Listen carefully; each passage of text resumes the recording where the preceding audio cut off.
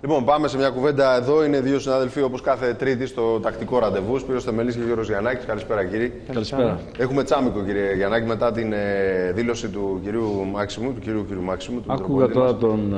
Για την Αγία Σοφιά και τα ωραία που φτιάχνει.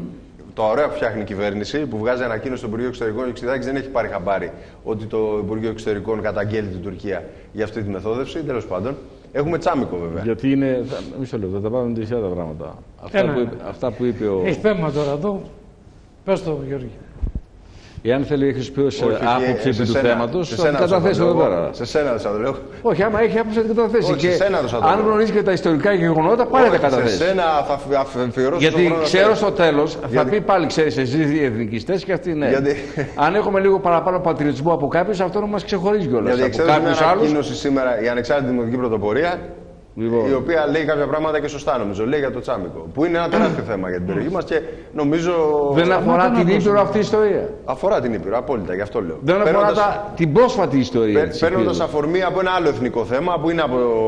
Δεν αφορά τους Έλληνες σήμερα, όταν ο Υπουργός Εξωτερικών πηγαίνει στην Αλβανία, προπυλακίζεται, εξευτελίζεται και δεν ακούγεται κανείς. Από την περιφέρεια εδώ, από την Ήπειρο δηλαδή, από τη γενικότερα.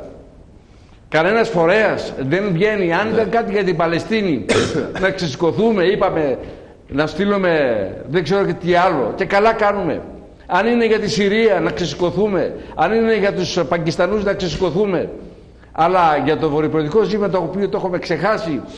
Και όχι μόνο αυτό, ζητά και τα αρέστα. Οι Αλβανοί τώρα.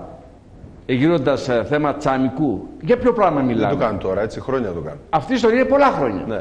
Όμως κάποιος πρέπει, εν πάση περιπτώσει, να πει κάποια πράγματα με το όνομά τους. Τι σημαίνει τσάμικο. Γιατί δεν τα πει. Αυτοί οι άνθρωποι.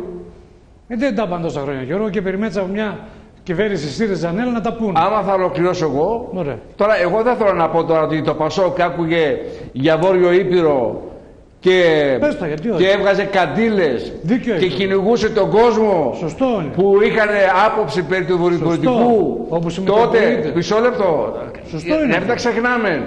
Αλλά μετά όμως εκμεταλλεύτηκαν καθ' ολοκληρία και ανακάλυψαν αυτοί το βορειοπροεδρικό ζήτημα και μιλούσαν για Βόρειο Ήπειρο μετά την δική τους ονομασία που είχαν βγάλει. Τότε και κυκλοφορούσαν για την Νότια Αλβανία. Το θυμάσαι. Πότε το εκμεταλλεύτηκε. Δεν το θυμάσαι. Εν πάση με τον Σπύρο, να ολοκληρώσω εγώ και πες να καταθέσεις την άποψή σου. Λέω λοιπόν, το τσάμικο έκλεισε το 1943. Το 1940-41, όταν ήρθαν οι Γερμανοί, οι πρώτοι που συνεργάστηκαν στην περιοχή ήταν οι Αλβανοί και μετά βρήκανε, όταν πλέον είχαν έρθει οι Γερμανοί και οι Ιταλοί και είχαν καταλάβει και την Ήπειρο, βρήκαν συνεργάτες να εκδικηθούν το τσάμικο, το μουσουλμανικό στοιχείο που υπήρχε τότε στην περιοχή της Πρωτείας, ευκαιρία να εκδικηθεί το χριστιανικό στοιχείο. Εν πάση περιπτώσει, δεν θα κάνω ιστορική αναφορά τι ήταν οι τσάμιδες, ήταν αλβανοτσάμιδες και δεν είναι οι τσάμιδες, είναι αυτοί που κατοικούν περί των Θίαμι. Έτσι έχει βγει αυτή τον ποταμό, έτσι, τον παρακάλαμο του.